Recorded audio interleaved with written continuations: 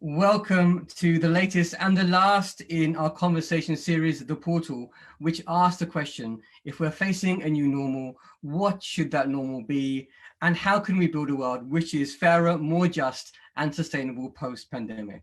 My name is Dr. Pathik Pathak, and I'm the director of the Social Impact Lab, the University of Southampton's community for students to gain knowledge, build skills, and learn through experience to lead sustainable social change. This is the last in the series, and what a way to bow out. When we started, when it was just a pipe dream, we really thought it was a great moonshot for us to try and get this guest on our show, and it's happened. Thank you to my Dean, Jane Falkingham, our Vice Chancellor, Mark Smith, and the universe. We are so honored and delighted to welcome internationally renowned comedian, mental health expert, best-selling author, and Chancellor of the University of Southampton, Ruby Wax, OBE. Ruby combines neuroscience, mindfulness, and comedy in her tools and books, helping the world to find calm in this hectic 21st century. She holds a master's degree in mindfulness-based cognitive therapy from Oxford, is a highly acclaimed TED talker, and was awarded an OBE for her services to mental health. Not only is she the best-selling author of How Do You Want Me?, How to Be Human, a mindfulness guide for the frazzled, and Say New World, but she is also the founder of Frazzled Cafes, a talking place where people who are feeling frazzled can meet on a regular basis and share their personal stories in a safe, non-judgmental environment, currently being rolled out in M&S cafes. Ruby is breaking down mental health taboos and making neuroscience accessible and interesting. I've never said the word frazzled so many times. I know, you're doing well. I don't know who you're talking about, but it's doing well. Ruby, welcome to the portal. Thank you. Thank you. It's fantastic to have you here. How's lockdown been for you? And have you found it's had an impact on your mental health? Well, has it had an impact? I can't tell because, we're on a roller coaster ride. So there's moments I think, oh, I'd like to live like this. Yeah. Because, why go to a restaurant and spend money? And there's no FOMO. So Right. There's no choice. All the things that were making us frazzled in real life have been eliminated unless you're really, unless you're not eating, let's put that out. This is a privileged position. But because I started Frazzled, as you say, they began in Marks and Spencer's in actual cafes for the last 4 years. And because it was my dream always to have a group of people that I could meet with, a lot like the Quakers. And Right. You could speak human to human without having to do cocktail chattering, which is so exhausting. You have to ask people how their kids are, like you give a shit. So I really wanted that. So I created it, and people would meet, small groups, and then they'd meet every 2 weeks. So they'd have people that had their backs. We need community. There's no question. That's before the virus, we were already suffering from isolation. So because I do a meeting every night, I run one for about 50 to 100 people. You're welcome to come on. They're free. That's been my pleasure. They say thank you to me on screen. I say, you don't know what you're doing for me. So I feel that sense where people, all ages, diversity, ethnic backgrounds, everybody's listening to the next guy, and you can feel the compassion coming off that screen. So you want to break down taboos or whatever your problem is, just watch this show. Yeah, and there's a Frazzled Cafe. Is it tomorrow night? Oh, no, it's every night. Every night. Every night. Tomorrow night it's on tomorrow night, and then I'm starting to do Frazzled Theater, which is on, I've done one. And then on Friday night, I'm doing a mindfulness class because I begin and end each meeting with mindfulness just to get everybody's minds down, the frazzle, because we can't listen if there's too much red mist. So I begin and end, and now so many people said, how do you do this mindfulness? What is it? And since I studied it, I can do an amusing interpretation of what it is. So that, if anybody would like to see that, that's on Friday night. Okay, perfect. That's great. I know that I follow you obviously on Facebook and Twitter, and you post a lot of really excellent meditations and mindfulness exercises. Has there been one that has been your kind of go-to during lockdown? Has there been one that's kind of come to the fore that you found to be the most useful? Well, you know, it is an exercise for the brain.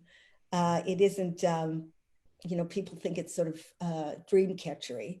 But Mm, you know, because I love the neuroscience of it, it makes me sit there every day. And I like following either my breath, because whenever you bring your focus to a sense, the cortisol does start to come down. I mean, it's just, you can't have the amygdala and the insula, I'm making it easy, working at the same time.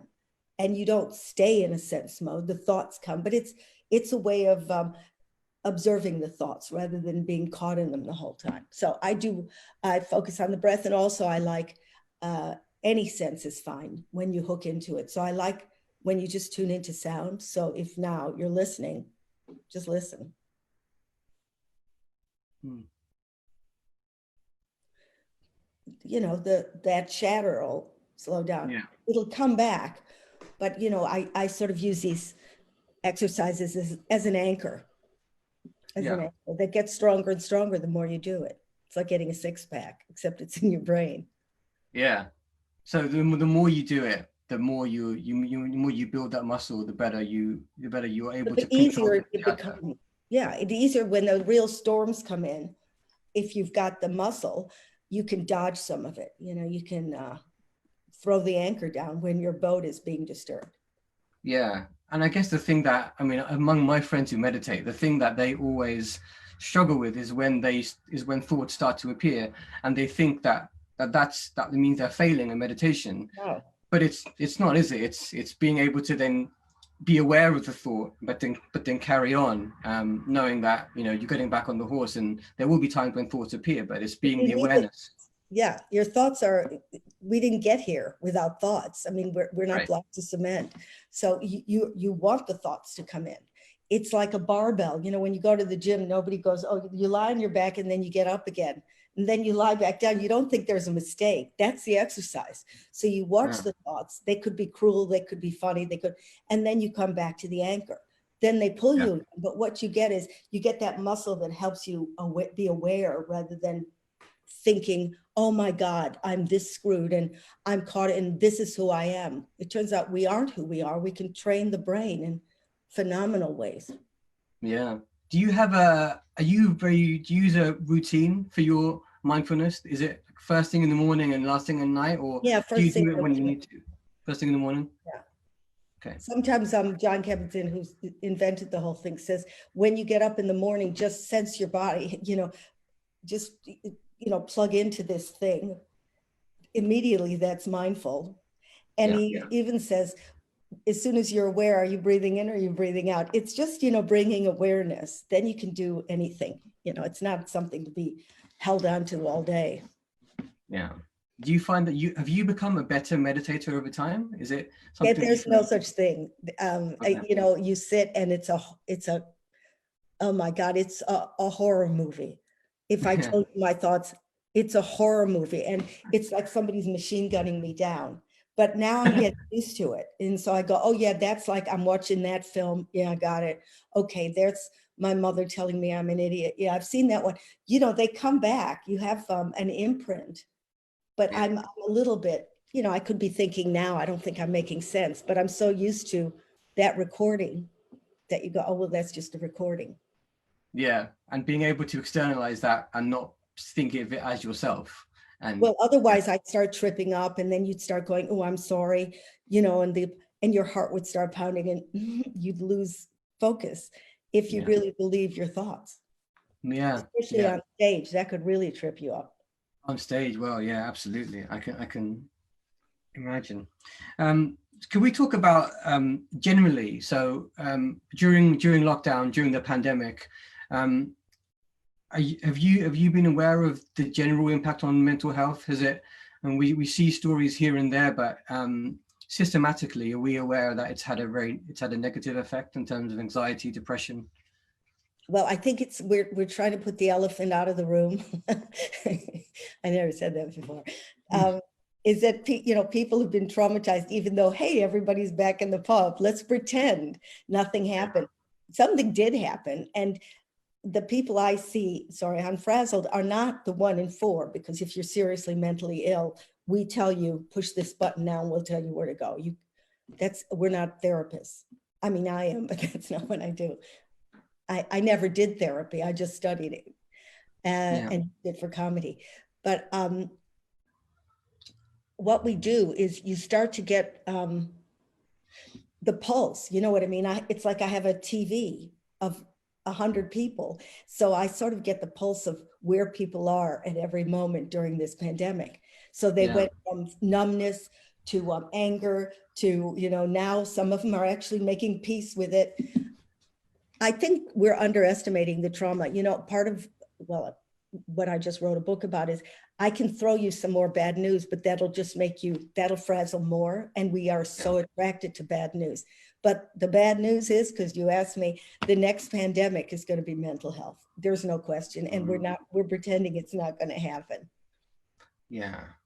And do you think that, obviously the pandemic, for some people, it's already here. Obviously COVID is triggering that further.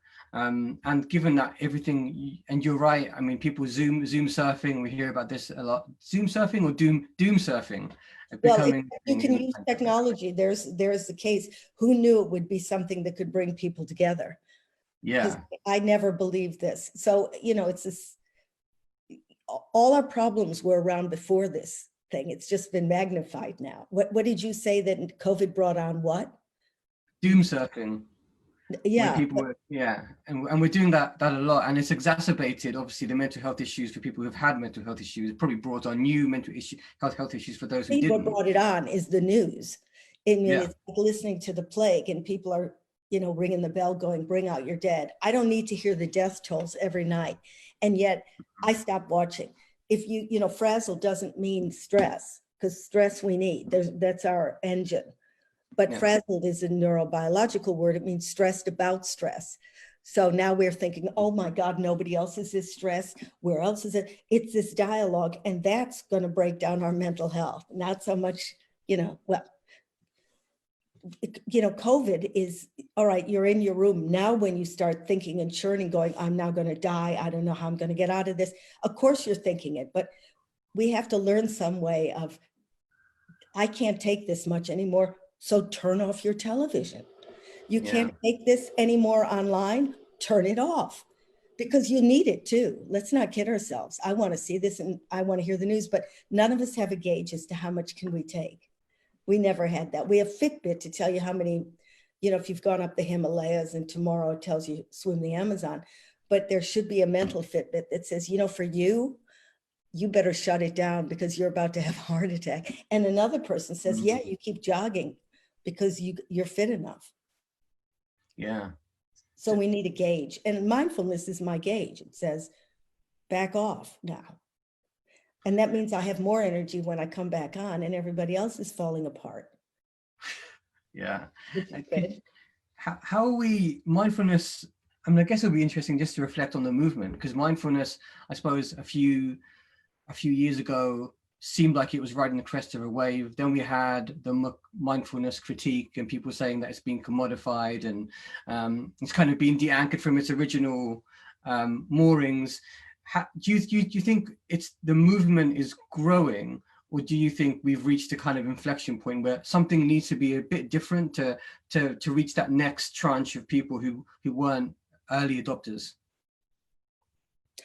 Did you want to talk about, am I steering you into the corner with mindfulness, or did you want to go in this terrain? Yeah, I did. Okay. Yeah. All right. Yeah. I thought I'm getting you cornered. No, it's there. Well, the guys who started it was one of my professors at Oxford.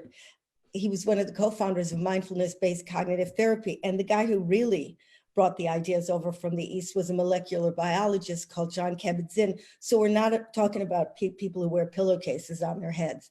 And the reason I was attracted to it is because it could have been anything, when they took scans. It could have been people who read auras. It could have been crystal healing. It could have been so many things. It happens that when you, even for a few days, practice mindfulness, there are bits in your brain, and okay, if you don't believe in science, don't even listen to this, but you only get better at piano when you practice it. If you do this mindfulness by training your interoception, there are really positive results.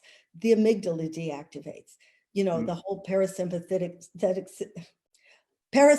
system is affected by it. So I like the science of it. If they said it was, Oxford wasn't offering witchcraft. So I thought, well, there's something to it. And now you can't deny that there are some fabulous results. As I say, mindfulness is a terrible word, but someday I hope a tech company comes up with a mental Fitbit. Once you can get a readout of what's going on here, that would mean you're calming it down, because, it is about self-reflection, but not getting hysterical, not going, oh my God, I'm losing, but going, okay, I got it. And then really gently pulling your focus back to the breath. Because if you get hard on yourself, if you bring out the whip, you'll get even more agitated. So you're training self-compassion. You have to, otherwise you'll just get more agitated.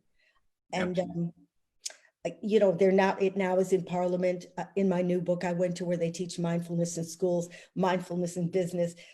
Okay, some jerk is going to come up with mindful coloring books. There's always going to be people exploit this.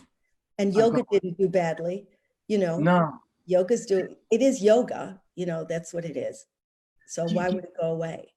Yeah, I mean, yoga is a really good example, though, of I guess what I was, I guess what's worrying me a bit is that mindfulness becomes a very middle class movement, and whether it's something that, I mean, you can popularize it through schools. I know in your book you talk about Reach 2, which is an academy, isn't it? And you can get it obviously through apps. Those kids aren't middle class. They're deprived. Yeah. It's the most dangerous neighborhoods, I think, in the UK. The parents are crackheads. These kids are learning to self-regulate, and now their academic success is through the ceiling because they're learning skills that no other kid has. They are understanding how to recognize stress. And once you recognize it, they give them tools to bring it down, and they teach them how to care about each other and how to work as a team and not be a killer. Because in 20 years, the jobs we're teaching them now won't exist. But what will exist is resilience, emotional intelligence, and compassion. Then you'll go to Oxford for those skills. That's a great line. You've got to teach that in schools. So overall, you're optimistic that it's becoming mainstream, where it's being adopted in schools, and you think that the mindfulness movement. Well, look at how fast it's moved. I mean, if you think it's 40 years old, now there's something like, I don't know, 500,000 papers written on it in the research papers. Yeah. But the world surprises me all the time. Look at my president. So tomorrow somebody will say mindfulness is evolution isn't true either. I don't know how people think, the general public.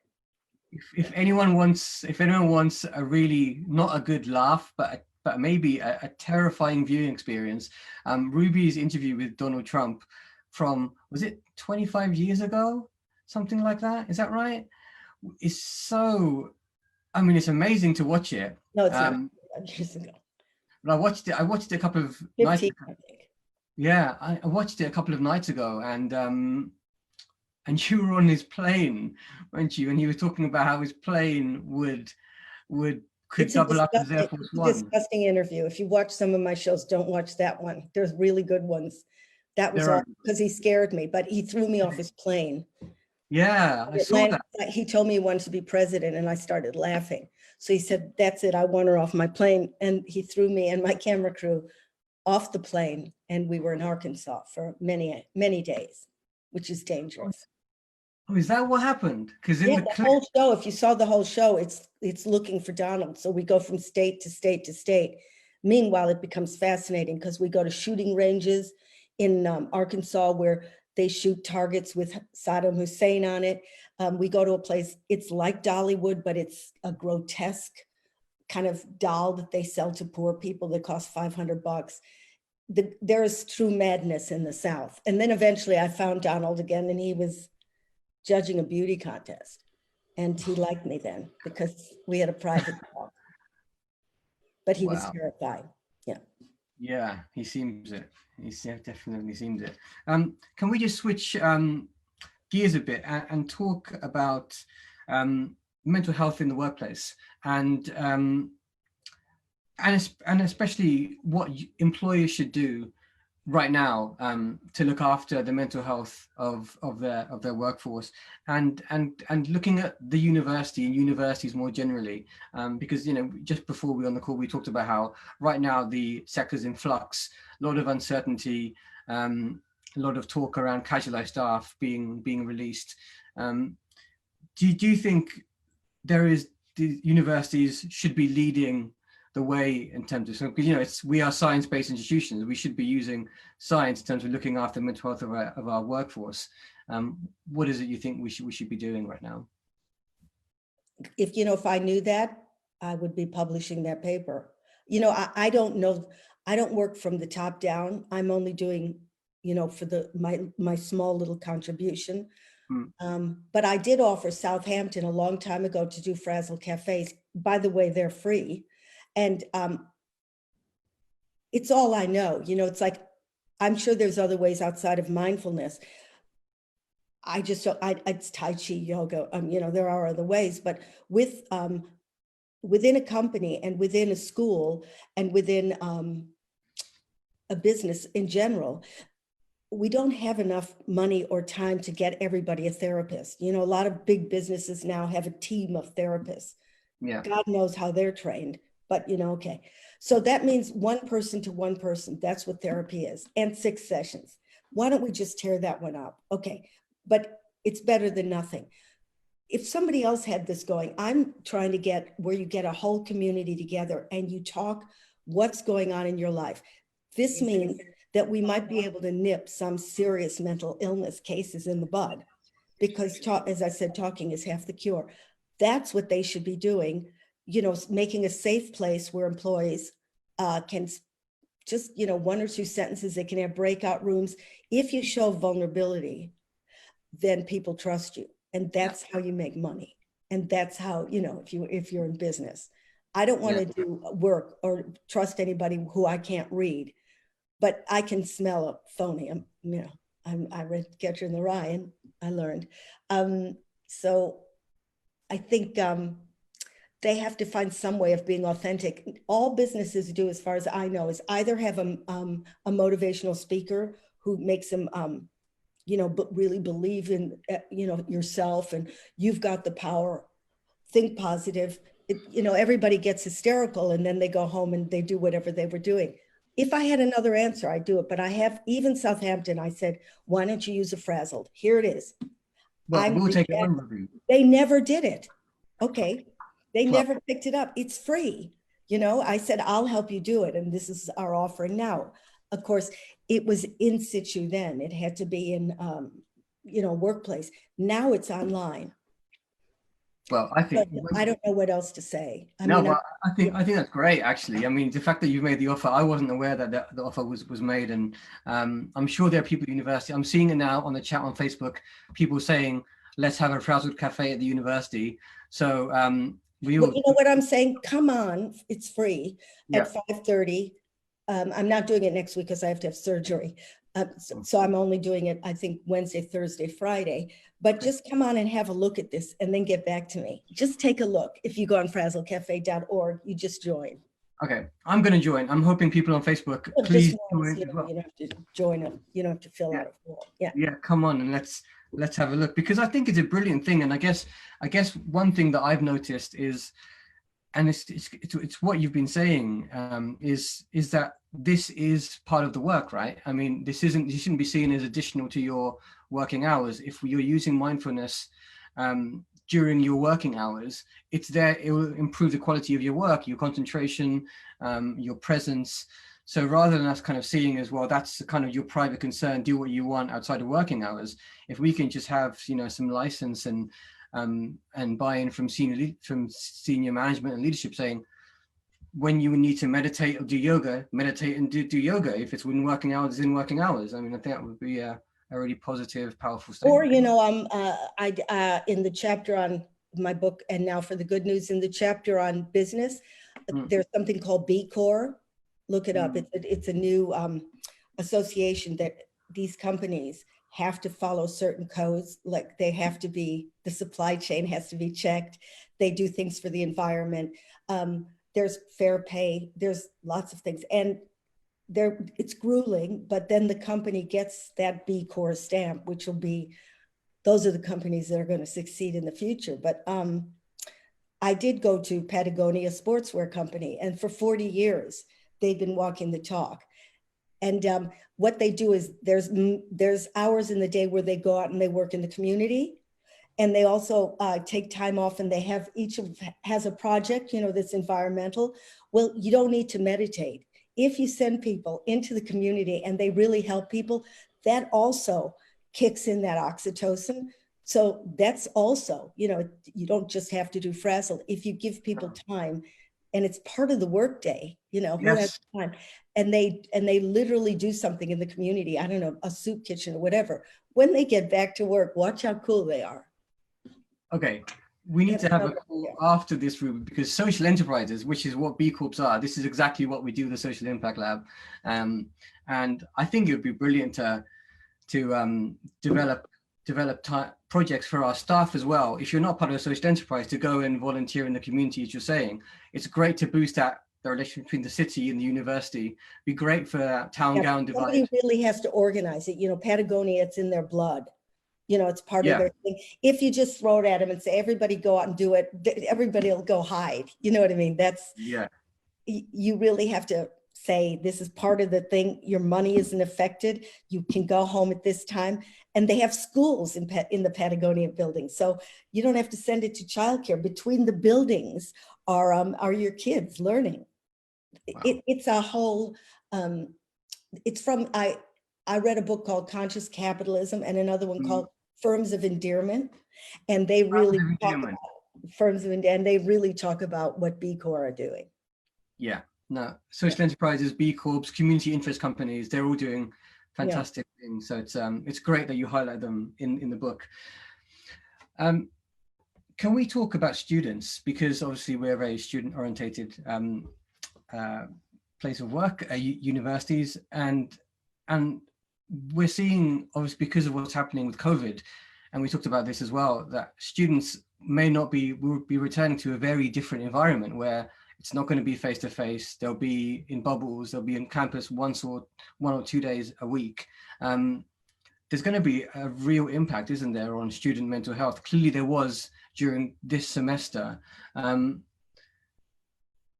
What do you think students can be doing rather than universities? What should students be doing to kind of prepare themselves for this? Because isolation is going to be a really big factor. And in fact, Laura Smith, one of our student social entrepreneurs, she's starting a startup called Unipower, which is looking at this problem.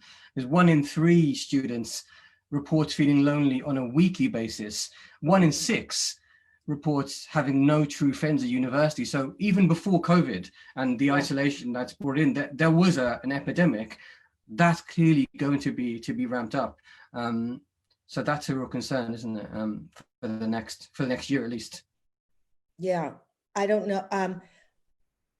I don't know. You know, maybe especially for students, if they socially distance and you still had that theater, it wouldn't have, but somebody needs to organize it. It wouldn't have been a bad place to have a community center and somebody leads it and just people speak from the heart. You can top and tail it with some mindfulness, but it's not for everybody.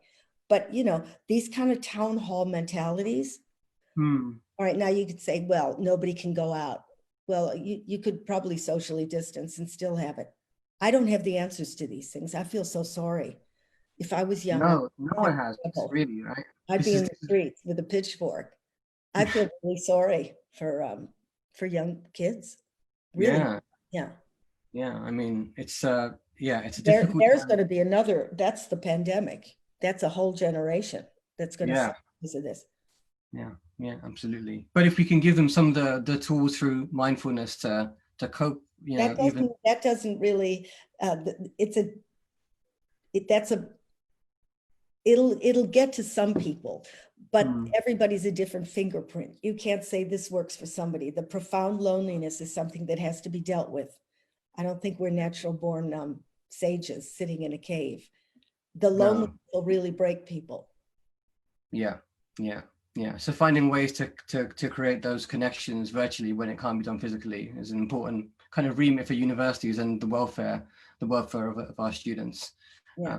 Probably as much as education, right? I mean, looking after student welfare, student mental health, it's a real priority for And universities. all they have, as far as I know, is a therapist. Well, Yeah. that's one student. Call Yes. me. I'll do Frazzled in Southampton if somebody Yeah. would. Will you? Yeah, if you organize it, yeah. I'll organize it. I'll organize it, Ruby. Let's do Frazzled in Southampton, and then we'll get people who take it up. But I think you coming down or just leading Oh, it, no, you do it on Zoom. do it on Zoom would be brilliant. Let's do it. Let's do it. I think it'll be fantastic. Okay, for those of you who've just tuned in, this is the portal from the University of Southampton Social Impact Lab, and we're in conversation with none other than Ruby Wax, talking about mental health in the new normal.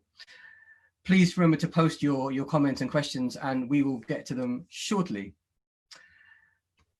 I need to ask you a question. Lots of people have asked me this since they found out that you were going to be on the show, and I assume you've been asked the question.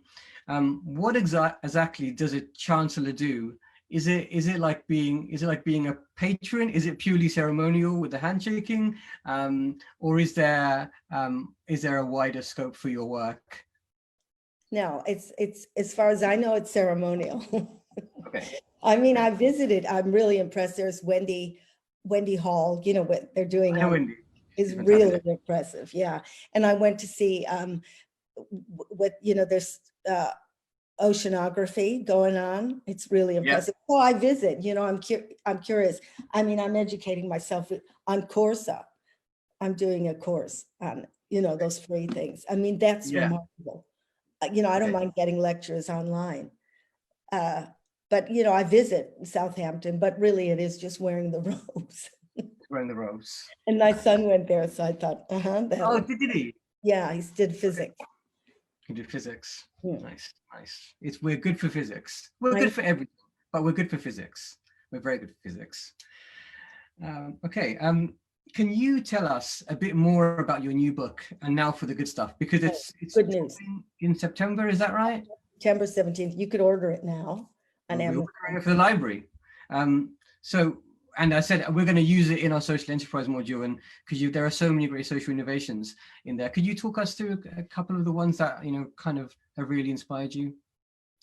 Oh God, well, as I said, there's different chapters, and my remit was I wanted to find the green shoots. That if we shift our attention to what really the innovators are doing and get away from our addiction to fear and loathing, then this could grow us into a really great future. So I did go to B Corps, that's in business.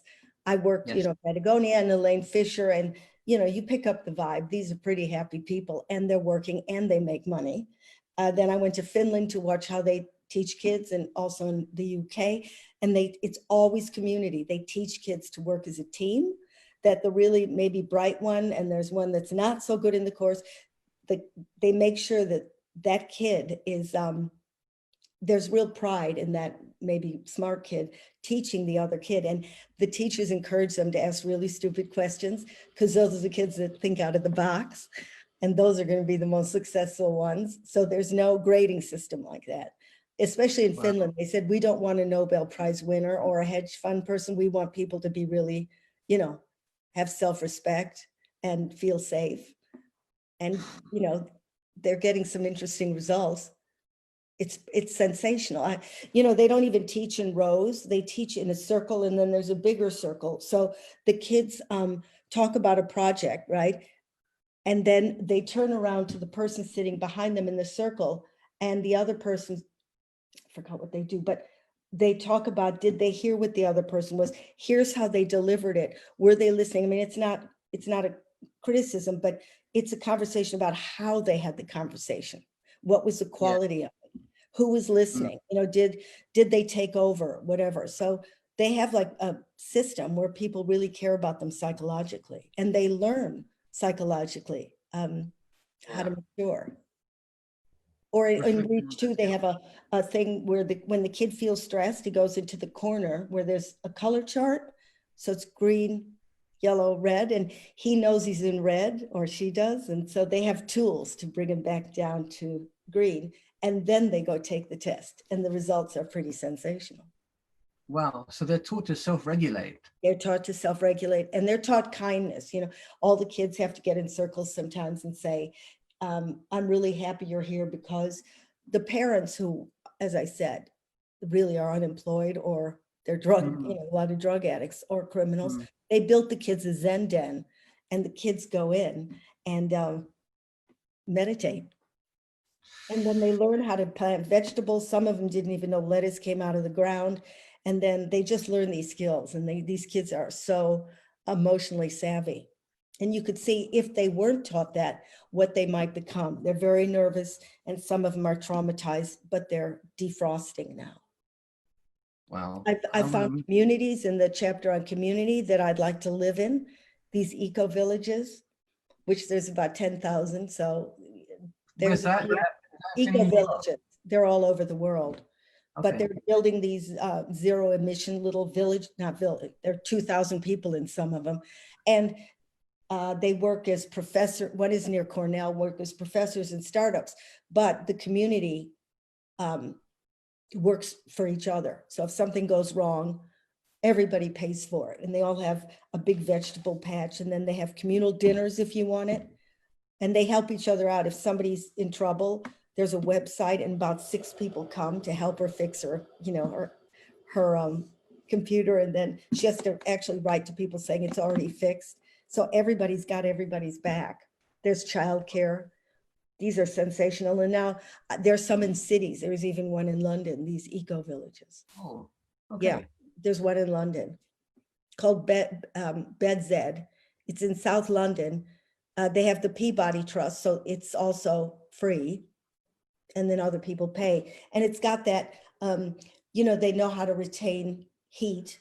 It's zero emissions. There's a garden. There's a community center where they take care of each other's kids. I always think, don't go to a dinner party and yap at me about the environment. Just get up and do something. And they did. Wow. That sounds fantastic.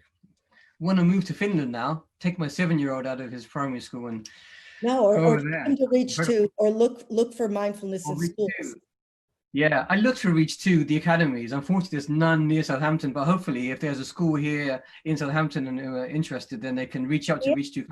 Yeah, but also see who teaches mindfulness in schools. I bet you there's one near Southampton. I hope so. Okay.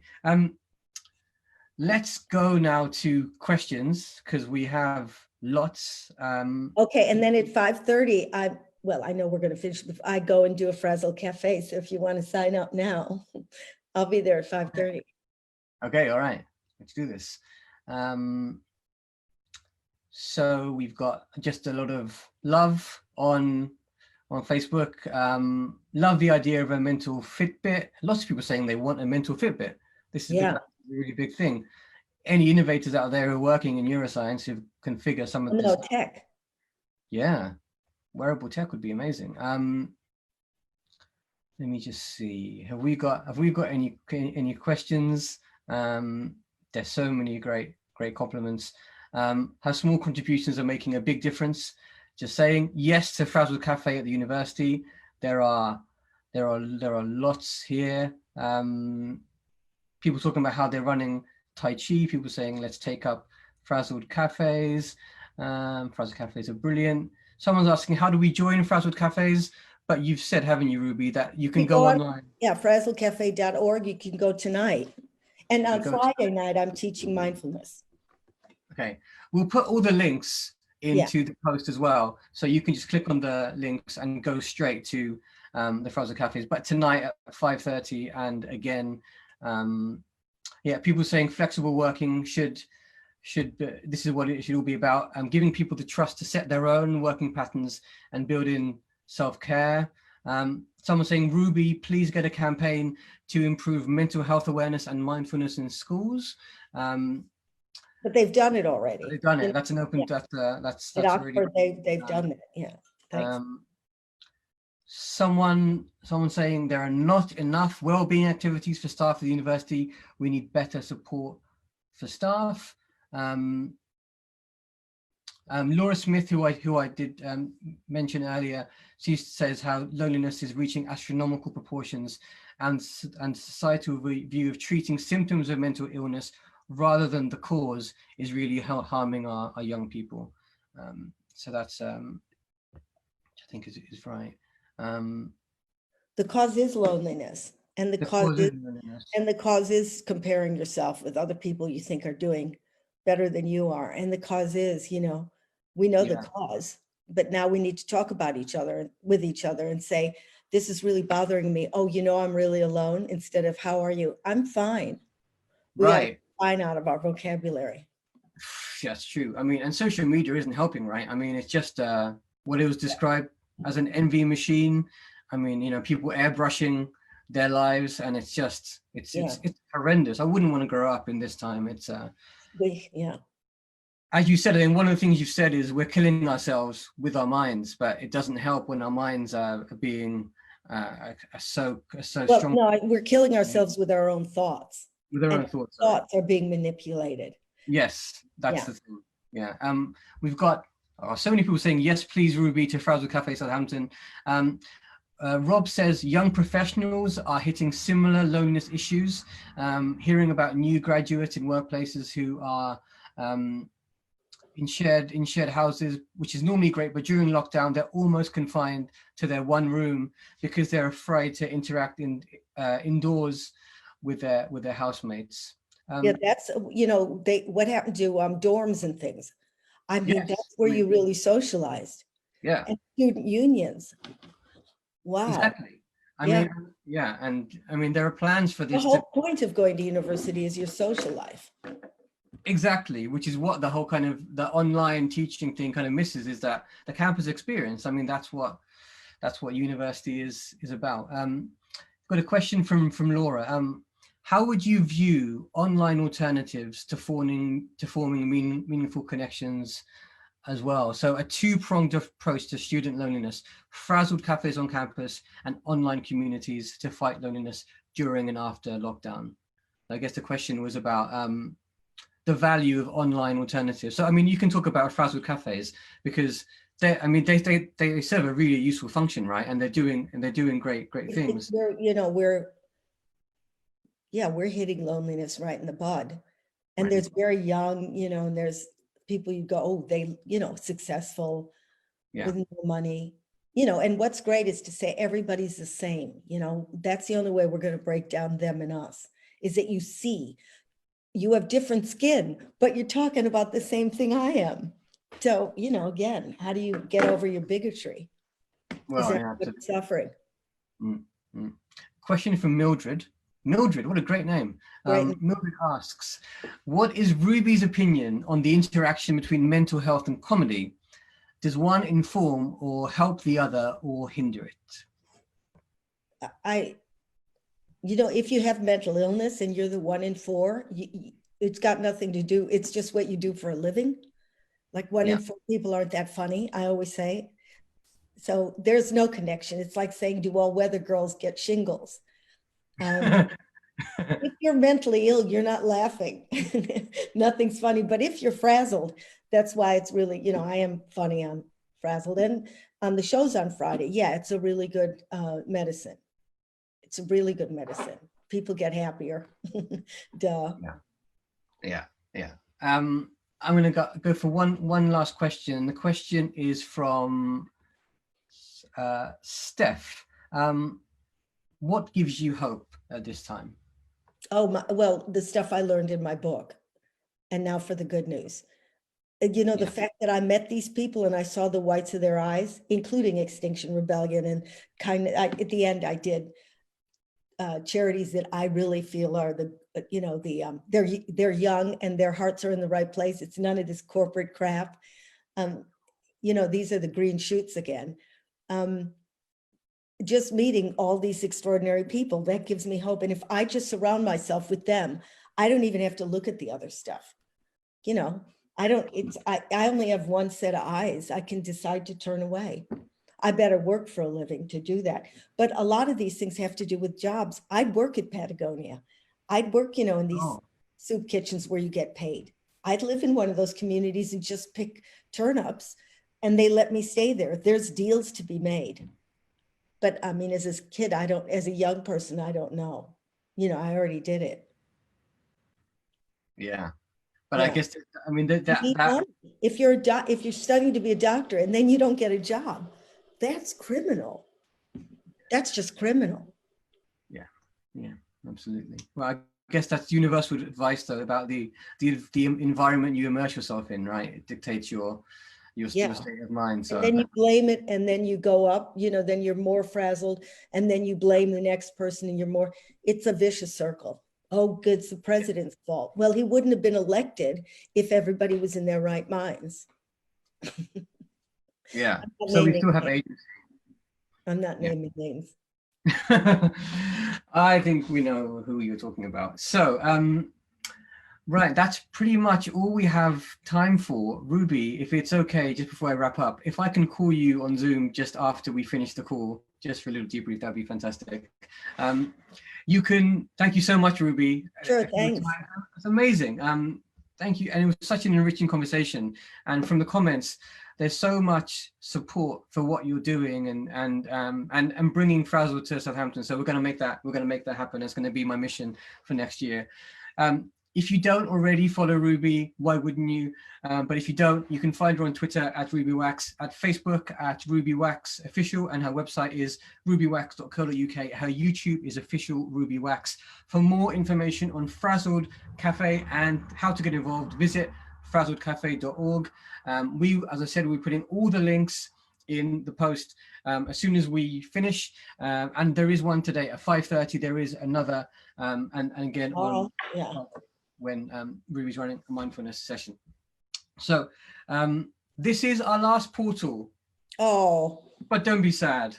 You can watch all of our previous videos, including this one, on our Facebook page. Just search for videos, or on our website, sutton.ac.uk/SILab/portal.